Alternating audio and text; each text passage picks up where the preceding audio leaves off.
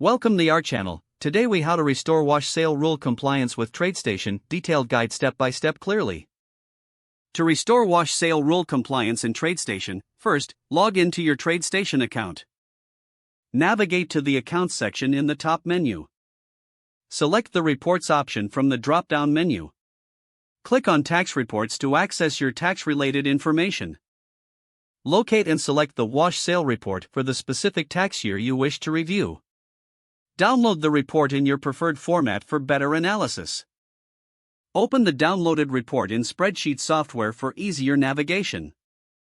Review the list of transactions flagged as wash sales. Take note of the date, security, and quantity for each flagged transaction. Next, identify the original purchase and the corresponding sale date for these transactions.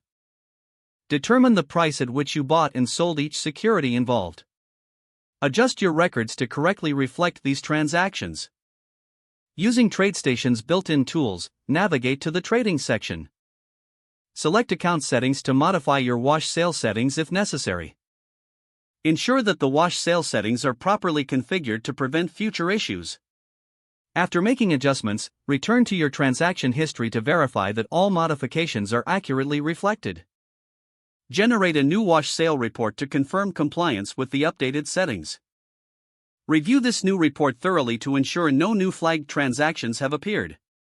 If issues persist, consider reaching out to TradeStation support for further assistance. Keep accurate records of all changes made for your personal tracking. Regularly monitor your trading activity to maintain wash sale rule compliance moving forward. If the page does not load, refresh the browser or try again in a private or incognito window.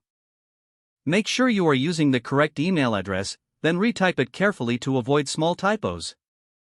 If your password is not accepted, use the reset option and create a new strong password you can remember.